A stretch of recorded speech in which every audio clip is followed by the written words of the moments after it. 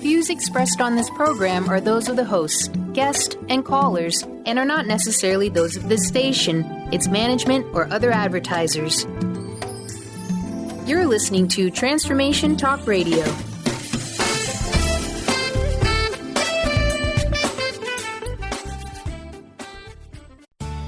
Get ready to challenge conventional beliefs about what's possible in creating health, wealth, and happiness.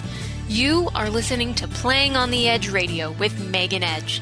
This hit show is providing you with ways of sustaining radical and powerful changes in your life. It is time to open and expand your awareness, accelerate your well-being as Megan shares wisdom, teachings, and experience from a lifelong journey of the heart. Enact the power of radical change with ease and lift your desires to a new perspective. Now, here's Playing on the Edge Radio.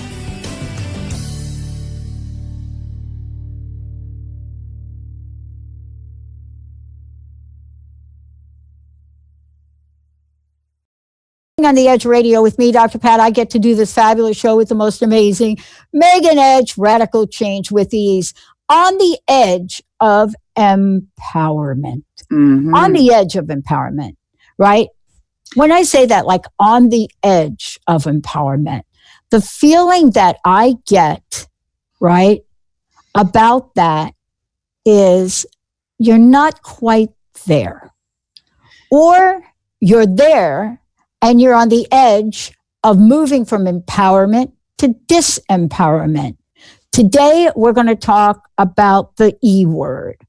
What does empowerment mean? And not from the generic, let's use it as a buzzword. This is Megan talking with us about living our lives from that place, about understanding our emotions from that place, about training our mind to be in that place, regardless of what's going on in the outside, on the inside, upside, downside, and every which way. Megan, this is one of these shows that when you talk to people who either think they're empowered, but they're not 100% sure, or they feel they're empowered, but yet almost the next thing that comes out of their mouth is how stuck they feel they are. Isn't this the conundrum? It is the conundrum, Pat. And something that you just said really struck a chord for me, which was empowerment from the inside, from the outside, from the side by side, all the different places that it can come from. But ultimately, it has to come from the inside. This is the piece around the healing work that I do in creating space to empower others to understand who they are, what their potential is, what their capacity is, how it is that they can show up as themselves, as the best version of themselves, comes from this place of internal empowerment. And it's really taking the word power and adding the empathy piece to it, the EM at the beginning. So empathy power, it's feeling that internal sense of powerful, not power over others, but a real sense of power within. And then looking at where does this sense of within power come from for each person.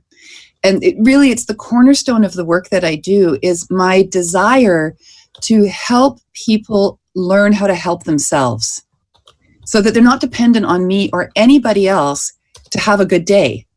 They have the tools, they have the capacity, they know and understand that they have an intrinsic right to feel that internal power and to step into their day, each day, coming from that place, instead of coming from a place of doubting their worth and doubting their abilities and doubting what they deserve in life.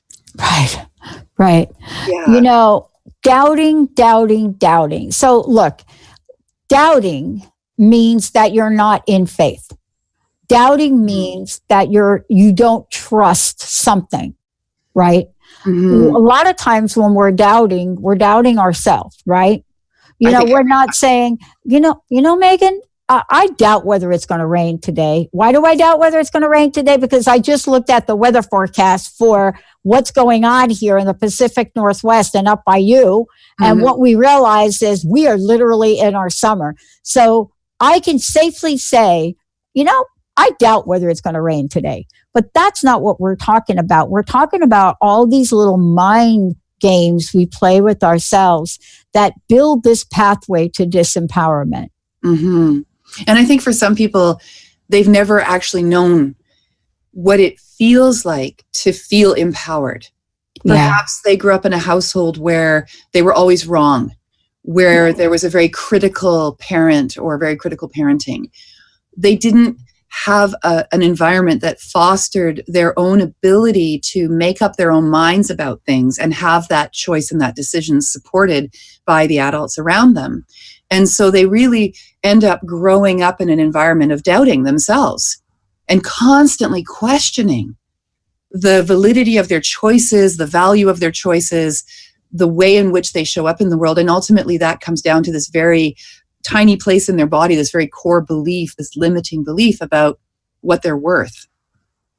Yeah. Right now in this country, the United States here, in this country, we are having what I call a silent conversation. I say it's silent because it's silent for a moment, and I think it will pick up momentum. But we are having a conversation in here where millions of people right now across the board are feeling a sense of disempowerment. Mm-hmm. And it has to do with the way the laws are changing in the state about abortion, but it also has to do with the belief that the Constitution that put Roe v. Wade into effect will be changed. And so this is not a conversation about what you believe spiritually, religiously, ethically.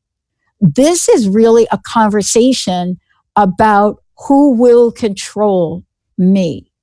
And if you don't feel like you are having a sense of how to make important decisions in your life about anything, you are entering a state of disempowerment, right?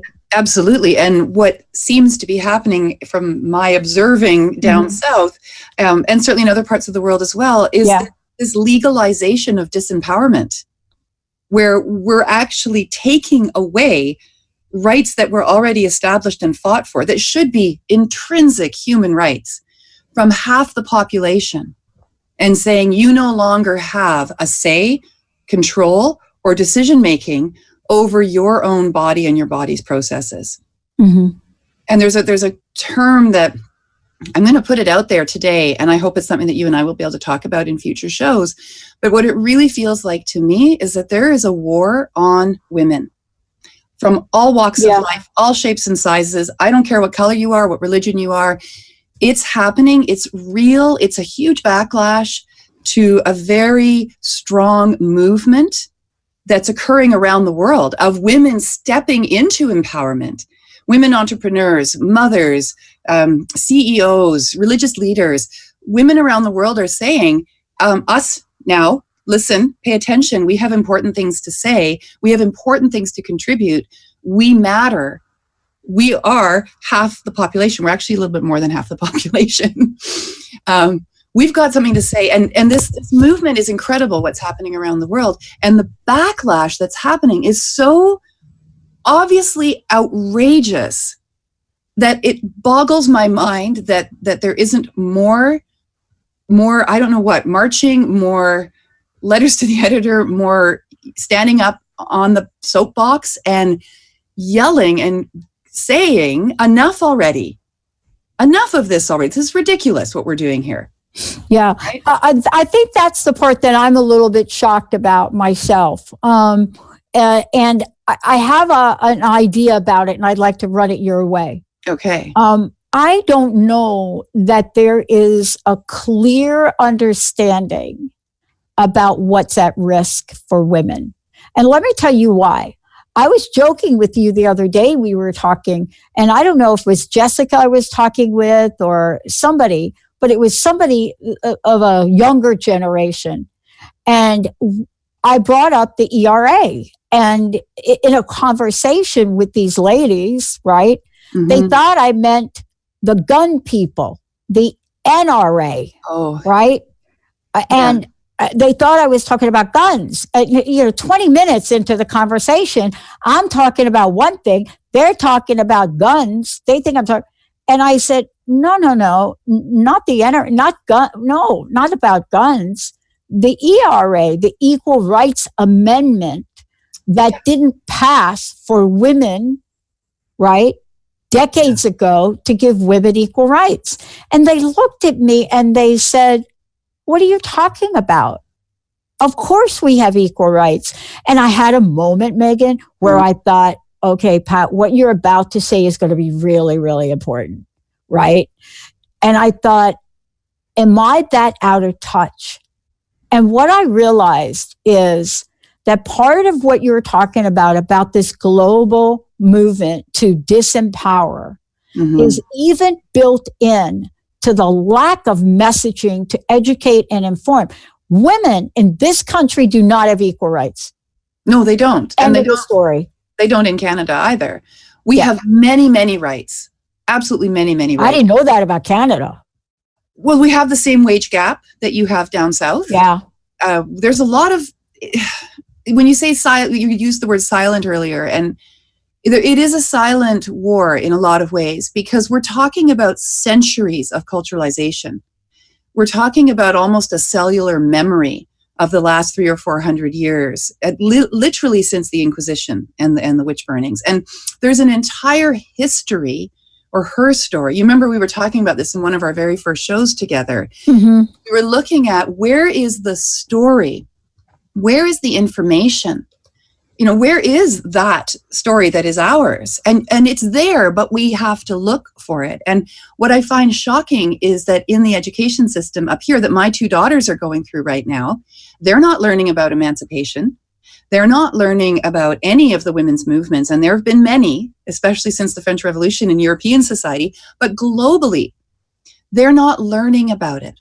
It's this silent pushing aside of all of this information that demonstrates women and the men who love them coming together and saying, this is not okay.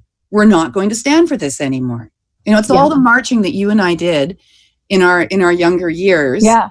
I did the Take Back the Night marches in Halifax. I was in the Women's Studies program there, one of their first graduates at Dalhousie. I was out on the street saying, enough already. And my girls don't know anything about that. But what they do know, Pat, and this is where I want to bring it around to something really positive, when your most recent president was elected, there was a huge global uproar of women and the men who support them getting together in cities around the world, in tens and hundreds of thousands of people, wearing those fun pink hats with the cat ears on them. And my daughters and I were sitting watching the television the morning that event was happening. And we saw the footage, the coverage of our city and where it was occurring and where people were gathering. And I said, girls, we have to go. So we did. We went down, they put on their hats. We met up with my stepmom. There was a whole group. This was their first experience of people coming together in vast numbers in a state of empowerment to say, no, we're not okay with this. Yeah. Right? Yeah. And it was about what was happening to women, but it was also about what's happening all over the place for so many different kinds of movements, so many different efforts to create a sense of equality in our world, so that we don't have these situations like what you are experiencing down in the US, where some of your states are revoking health and well-being rights that existed, that were fought for, and that are now being... Yeah. Let's do this. Let's go to the phone. Tim is calling in. He's got a question for us too about vision and abortion. I'm glad, Tim, you're asking this. Let's bring Tim on. Hi, Tim. Hi, Tim. Hi there. You just tied women's rights into the right to get an abortion. So what would you say for the 47% of women in the U.S. who are against abortion? For their easy. Perfect. I love it. Let me just tease apart the two things, right, for a minute. One, we're talking about the ERA, which is the Equal Rights Amendment. So I just want to separate these because these are not the same. Okay. Would you agree to that, Tim, for a moment? Yeah, it's two separate topics. 5 minutes ago, you were talking about the restrictions on abortion rights. Right, but let's just separate this. The Equal Rights Amendment has never passed. It's getting ready for its 100th year, I hate to say anniversary, 100th year anniversary that has to do with equal rights for women across the board. So that's just, so put that aside, because it sounds like your question is about abortion. Yeah, you're doing the political thing. You're answering the question I didn't ask. Yeah, but tell me the question, because I'd love to answer it for you. Okay. So you tied women's rights into the ability and access to get an abortion. However, by poll statistics, 47% of women are against abortion, at least in the United States. Yes. So what you say to those women who seek their empowerment, but agree that, or for their own beliefs, believe abortion is immoral and murder?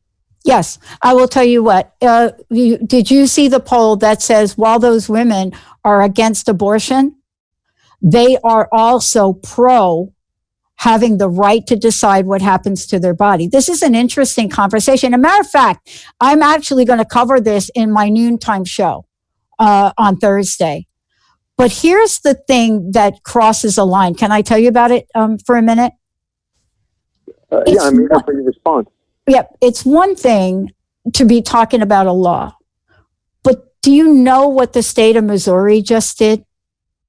Are you familiar with what Missouri's doing? So here's what they're doing. I'm very aware of the state, okay, such as Missouri, Alabama. Yeah, just Missouri. Alabama didn't do this. My folks are from Alabama. They didn't do it. This is just Missouri, because Missouri was the last one to get in the game. But here's the precedence.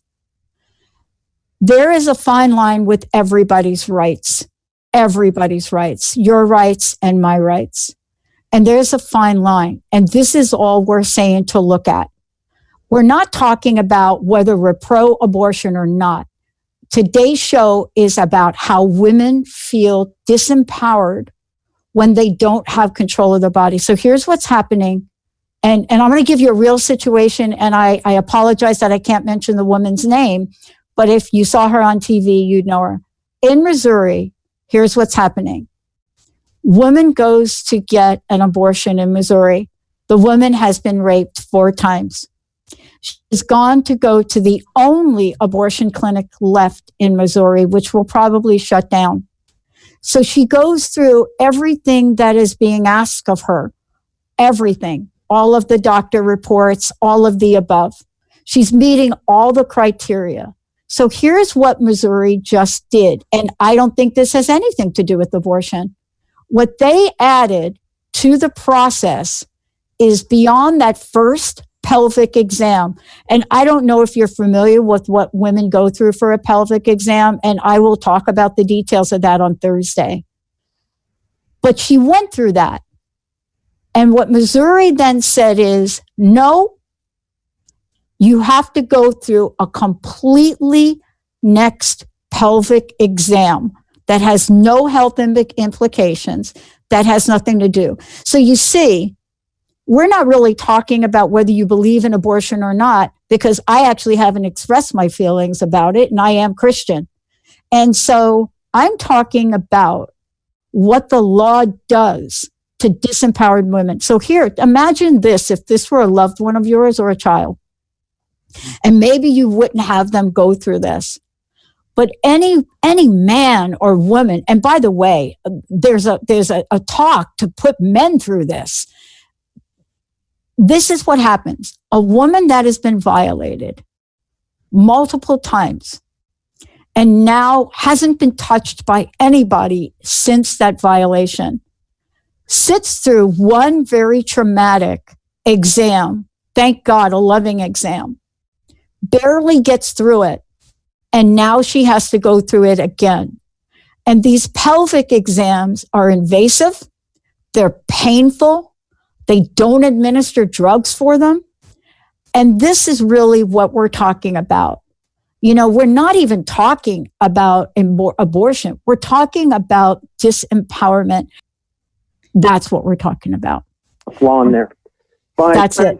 Its own statistics, less than 1 in 500 abortions are stopped because of rape. So you're using that 1 in 500 most dramatic example to leverage the other 499. Actually, we're not talking about abortion at all. We're talking about how women feel disempowered. I think what we're really speaking to, Tim, is choice. And if a woman chooses to not support abortion for herself, and that's a choice that she makes for herself, that's completely fine. She has an absolute right. That is her empowerment to say, this is not something that I would choose to do for myself under any circumstances, no matter what they are. So you're talking about how women's rights are being negated because abortion is being restricted. That's what you said like 10 minutes ago. Do we have to replay the tape? Well, you could replay the tape. I mean, if that's your case. But as I said before, we're talking about two things. And by the way, just so you know, even if the Equal Rights Amendment were to pass, it would have nothing to do with Roe versus Wade. It would have absolutely nothing to do with it. We're talking about a completely different law, right? It's a totally different law under the ERA. I'm sorry? Yeah, I wonder why you keep on bringing up the ERA. That's what I decided to talk about. I mean, I was talking about the ERA. Your thesis in your call was that women's rights are being restricted when abortion is being restricted. So you still have an answer. So what about for those women who are against abortion? Then they don't have to have an abortion. That's their choice.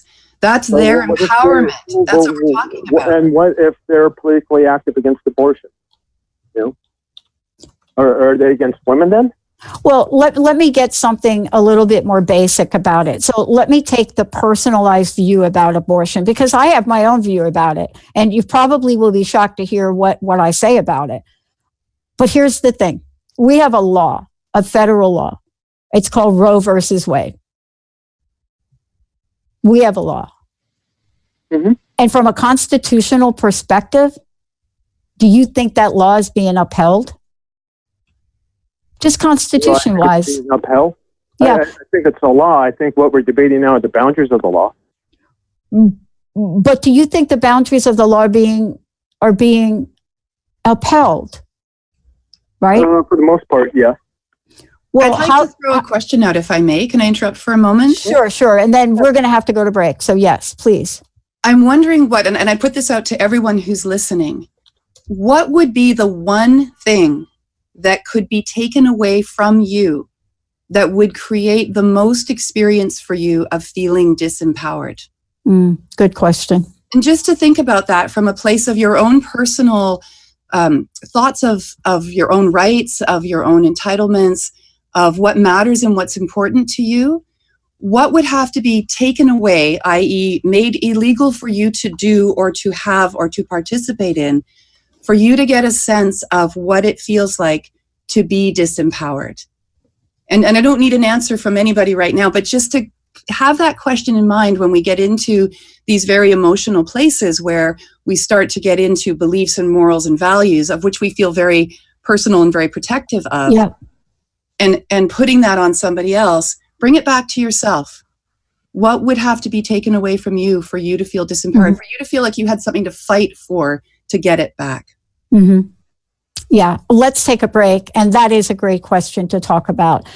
Thank you for calling in. And, if you really want to chat more about it, tune into my noontime show on this, where we're actually going to get down to statistics, information, and the latest abortion surveillance report, because that is going to be around the law. We'll be right back. Welcome back. One of the things that I want to just make very, very clear on today is that we're talking about empowerment. And yes, we did get into a conversation about disempowerment and the law, and it had to do with an example of reproductive rights, right? We did get that. And I really thank our caller for calling in. And I just want to clarify, because I'm getting a lot of text messages on this from people who want to give me data. So let me just clear it up for me. So I want to just give you information from one group that talks about Research Centers on Religion and Public Life Project. So that was data that was done, and there is more data out there. So I just want to be very clear what people say from the data on abortion, not from my opinion, not from anything else. So here it is very quickly. Summary of views. In 2018, public support for legal abortion remains high, as it been. So a key word, legal. They're not talking about what's my personal view. They're talking about law. And so here are the numbers that come from this study, and there are two others like it, and I'm sure they're going to be off by a 3% margin. 58% say abortion should be legal in all or most cases, while 37% say it should be illegal in all and most cases. And that's what we're talking about today. You know, we're talking about how does one feel disempowered, right? And so this particular survey has every group, every bit of information, how people feel. This is a question, it's an opinion poll. It doesn't mean that they are saying that I think that, oh my God, it's horrific. Because this particular report, right, it is very clear that there are religious implications for this topic. We're not talking about that today. What we're talking about is a level of disempowerment that men and women feel. Men and women feel. Now, in the example I gave of this woman in Missouri, I will say this. The woman herself could not speak out. It was her husband that did. I mean, boy, this makes me cry. And somebody said this a long time ago to me. They said that it's not going to be the women that stand up for women. It's going to be the men. And it is her husband that has spoke out. But clearly minds are changing.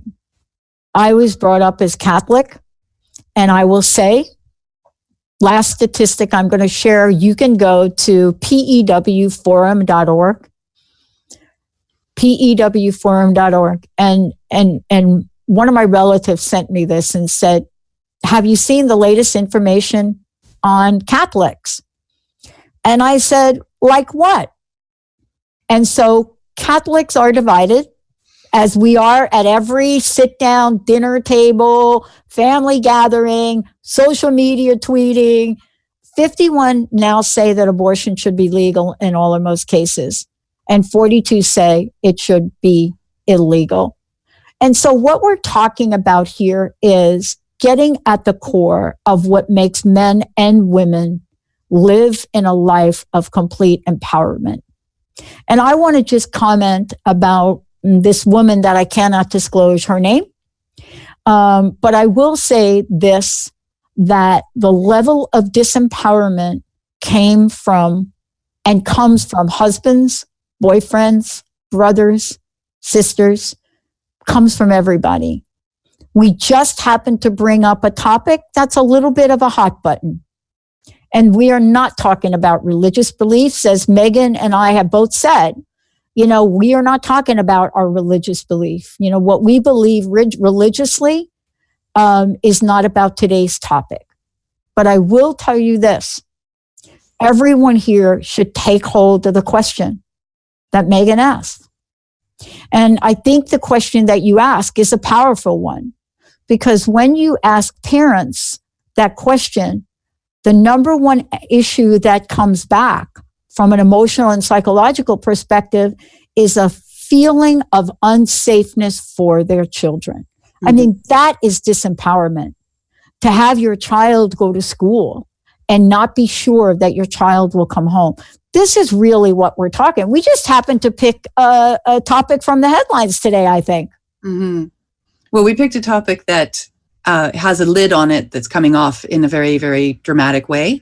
Yeah, and I thanked him for calling in because, you know, Elizabeth Warren said something the other day, and it was I can't remember the other congressperson from my mom's home state in the South. And what she said was, look, we've got to have dialogue. We've got to sit down and understand each other. we've got to have a conversation about how each of us feels and ask ourselves, are we willing to hear each other? And if you really believe strongly in something, then you get out in the world and do something. And that's actually how this started. We were talking about sort of the silence around a number of different issues. And I do want to get back to that. You know, this idea of disempowerment has nothing else to do with law. It has to do from a feeling, as you call it, the I am not enough syndrome, right? Well, that's right. And ultimately, at the bottom of a sense of disempowerment is that idea of what am I good enough for? And regardless of what your experiences are, your traumas, your stories, your successes, you're going to be experiencing either disempowerment or empowerment through the filter of what you believe to be true about yourself. So when you and I were talking before the show, that time that we get together to set these shows up, we created a new syndrome. And this is the I'm not enough syndrome. And I see it all the time. I see it all the time in my clients. I see it in my students. Some people know it as the imposter syndrome, where you feel like you're just spinning your wheels and pretending to be somebody that you're not. And God forbid anyone should see who you really are, because what would happen then? And what I would love to see happen, regardless of your story, is an understanding start to bloom in people that they absolutely are good enough, no matter what anybody else says about them, no matter what other people's judgments might be of them, and even their own judgments, that somewhere in the core of each of us, there is this knowing and understanding that we are good people, and we are good enough, and we are more than good enough to be able to experience good things in our lives. You know, good things happen to good people. What if good things happen to all people? And what would that do to switch off the I'm not good enough syndrome into, damn it, I'm awesome. And let that be part of the way in which you step into the world. And what it ultimately comes down to, I believe, Pat, and I think this ties back into our caller's question, is it's really about how you choose to think about yourself and how you choose to show up in the world in strength or in weakness, and then to look at where does that come from in the first place. You know, what can we do to build somebody up who has convinced themselves, perhaps over their entire lifetime, that they're not good enough? What can we give them that would make a difference for them, that they could start building themselves up again? Because I really do believe that if we were all walking around with a strong, healthy sense of ourselves, there'd be a lot less need to be right and make other people wrong. Because that's where the disempowerment comes in, right? In the needing to make somebody else wrong in order to make yourself feel right or righteous.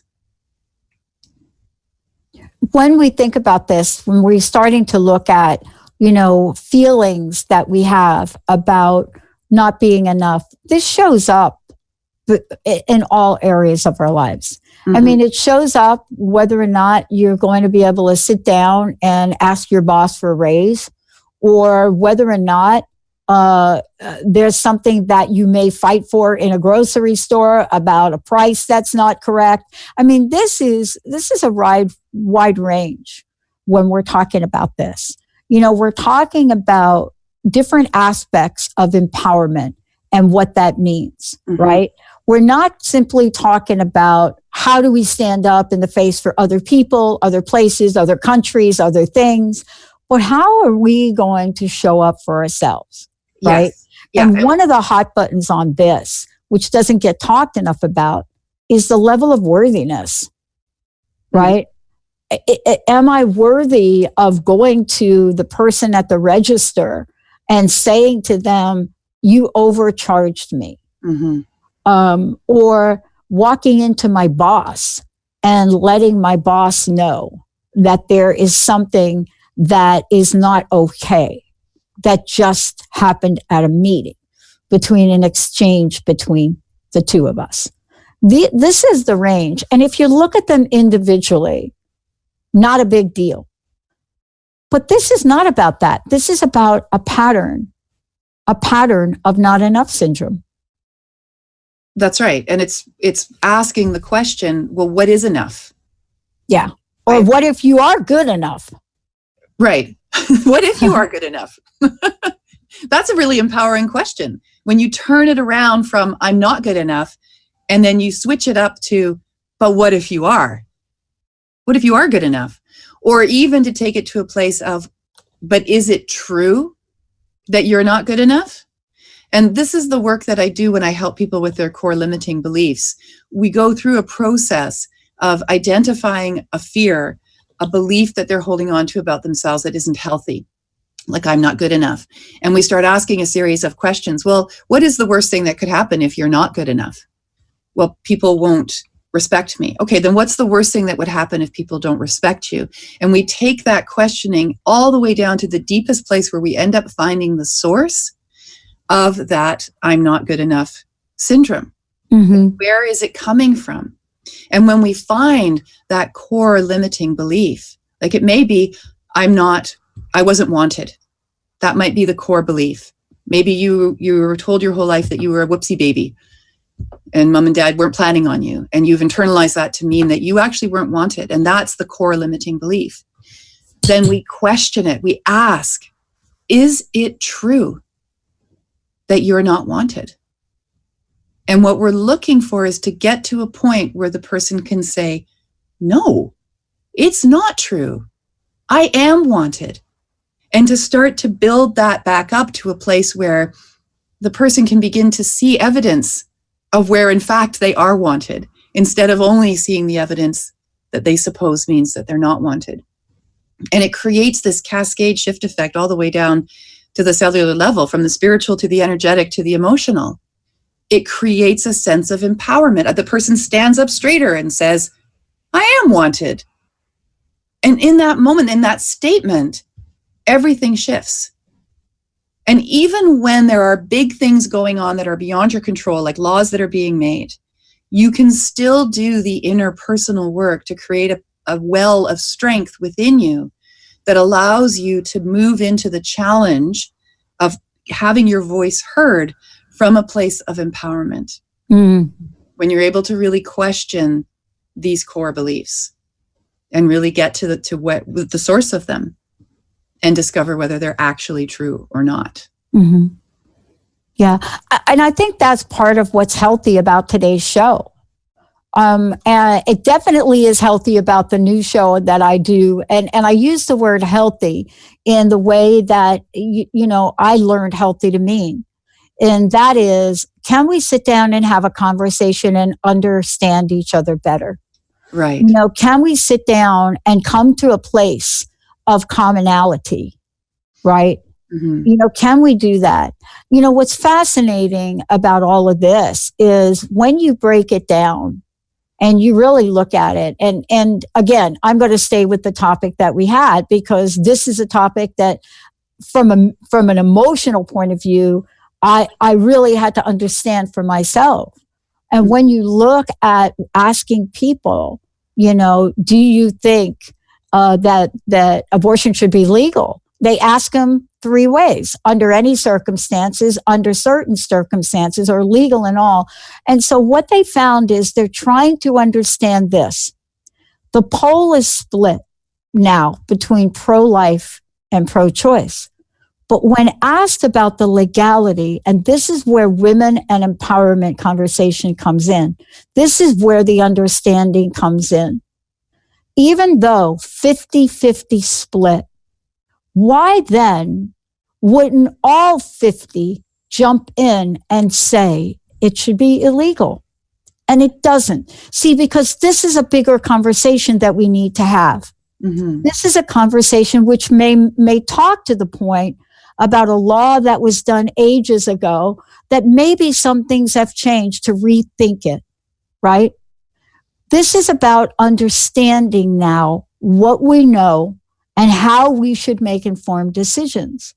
And being able to have information and conversations, it's at the pillar of empowerment, Mm-hmm. right? Because for me, I'm trying to understand my own feelings Others are trying to understand their feelings. And then we're trying to understand at a global level. Because once you take the look and say, wait a minute, if you all said this at 50% and 50%, then why on the legality of something didn't you vote the same way? And that's how we understand it better. Because when you think about it, out of that 50%, only 18% said it should be legal in all circumstances. And so that is a point to understand. With empowerment, having a voice, but having an educated and informed voice is part of what we're talking about as well, isn't it? It is. And we're also talking about what questions are we asking? Because as exactly. I'm hearing you talk, what's coming to my mind is perhaps we're going around in circles because we're not asking the right question. Yeah. And for me, that comes back down to a place of fear. What are people so afraid of if women have reproductive rights? I mean, just to bring it all the way back to what we were talking about at the beginning. What are you afraid is going to happen if women have rights over their reproduction? What is the fear that is fueling the debate around whether abortion should be legal or illegal? Because that's actually not the right question. Whether it should be or it shouldn't be is irrelevant. It's what's fueling that question in the first place. And that, for me, it always comes back down to a fear. What are you afraid of? What's the worst possible thing that could happen if women are empowered? If children are empowered? If people of color are empowered? If people all over the world are empowered? What's the worst thing that could happen? Right? These are actually the questions that I think we need to be asking around this conversation of empowerment and disempowerment. What are people so afraid of? Those people who say women shouldn't have access to abortion if they need to or want to. What are they afraid is going to happen if those women do? Right? And you can apply that to any population. What are people so afraid of that's going to happen? Is it going to be anarchy? What? I don't think so. I think what will happen is that we'll all get along a whole lot better because we won't be racing to be right at the expense of somebody else's ideas or beliefs. Instead, we can have that conversation that you're talking about, Pat. Yeah. And again, I had to spend so much time educating myself about this because my own feelings were torn. You know, I spent time trying to understand where are people coming from. And I can't help it. I'm an analyst and, you know, sometimes the numbers speak, sometimes they don't, but you get to understand it. You know, you get to see what happens when you ask different questions. Like, what happens if a woman's life is endangered? How do you feel, you know, about that? And when you start to get those numbers back, and I will be talking about this in detail on Thursday, because when I read you these numbers about what the polls actually say about when a woman's life is in danger, when the woman's physical health is in danger, when the woman's mental health is in danger, when there is evidence that the baby may be physically impaired, you know, when there is all of this, people have an opinion. But I will tell you this one last thing. When asked the question, when the pregnancy was caused by rape or incest, 75% of the population, 75 said it should be legal. And when we look at that, then what if we did take public opinion and said, look, let's look at the situation. You know, what is the pain of our decisions? You know, and I'm not just talking about this. You know, growing up, I have seen more situations on some folks deserving a job and not getting a job, other people not deserve. I mean, there's so many situations that affect empowerment or disempowerment. Even the fact that in a show like this, you can feel comfortable calling into this show, even if the opinions are not all aligned between the three of us. And there is not going to be a producer on the end of the line that hits the button to cut you off so you can't be heard. Or even if I'm talked to in a way that I don't appreciate or you're talked to, over a 15-year period, there's only one time that Benny hit the button that I could think about, right? In about 15, maybe two. But this is really a level of empowerment. And I really feel great that Tim felt he could call in the show and express his opinion. That's what we're talking about. That's what we're talking about. If we can't create an equal basis for us to share ideas, maybe change some minds, maybe change my mind, Tim.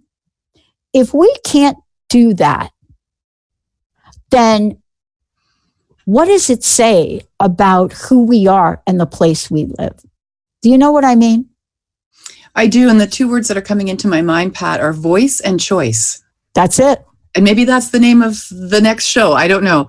Voice and choice. It's about having a voice, and it's about being able to make choices, those choices that are in your highest good, and feeling like you are supported in making those choices. There's something else that just popped into my mind with the question that I asked earlier in the show about what would be that one thing that was taken away from you that would create a sense of disempowerment. And tying it back into what we're talking about around reproductive rights. Just for a moment, suspend all values and morals on the matter. And think about this. If the lawmakers decided that heart surgery is now illegal under all circumstances, how would you feel? What kind of conversation would we be having if it was any other surgery? If it was any other population? Right? You have a right to have heart surgery. You have a right to get your arm set if it's broken. There's so many things that we take for granted that we assume are going to be looked after for us if we live in a place where we have that kind of care, that kind of medical care. But this one piece seems so problematic for so many people. And I'm just inviting you to put aside the morals and the values for a moment and see if you can make that comparison. How indignant might you feel if somebody said to you, nope, it's illegal now. You cannot have heart surgery. We will not save your life. That's it. Mm-hmm. How disempowered would you feel when the ability for you to be healthy is no longer available to you? That you don't get to have a choice in how it is that you are in your body. This body is your biggest embodiment of your empowerment. And there are places in the planet, close to home and far away, where for people in the population, men and women and children, that's not something that they have access to. They don't get to make a choice about that. And ultimately, if we're going to be tying in empowerment in with this subject matter around abortion and reproductive rights, that's what we're talking about. And I've been thinking not to be separating the men and the women, but in a sense to do that. What could medically be taken away from men? What could be made illegal for men? Like getting their tubes tied or whatever that one's called, when they get the snip. Like what if that became illegal and that was no longer an option for birth control for men? What would be the debate around that?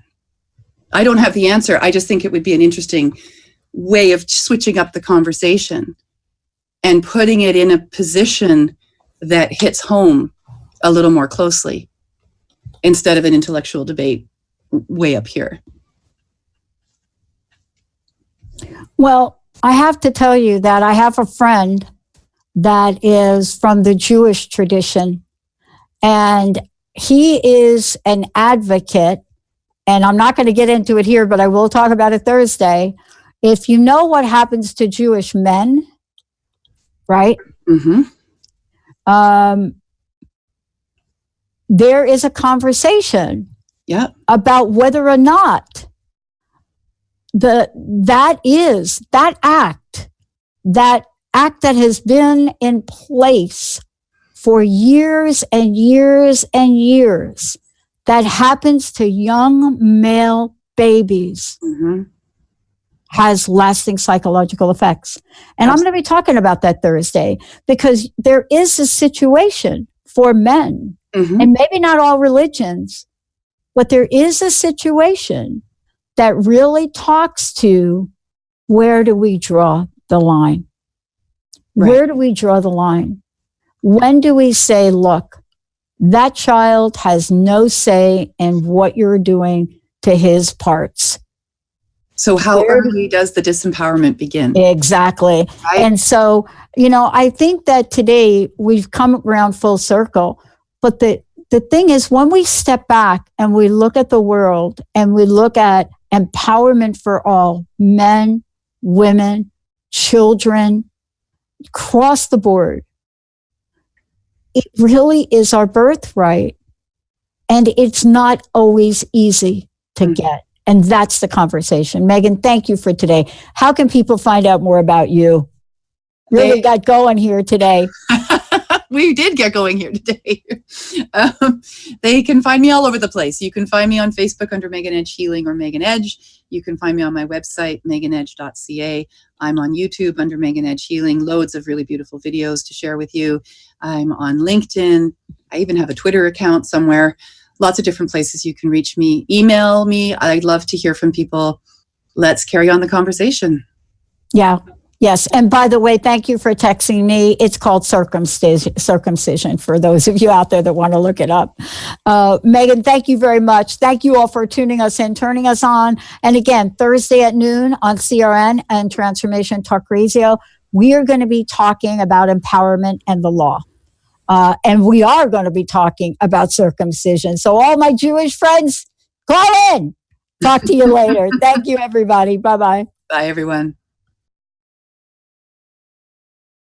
You've been listening to Playing on the Edge Radio with Megan Edge. Tune in each month on Transformation Talk Radio and the Dr. Pat Show Network, providing you with ways of sustaining radical and powerful changes in your life. If you've missed any part of this episode or want to find out more about Megan Edge, visit her website at meganedge.ca.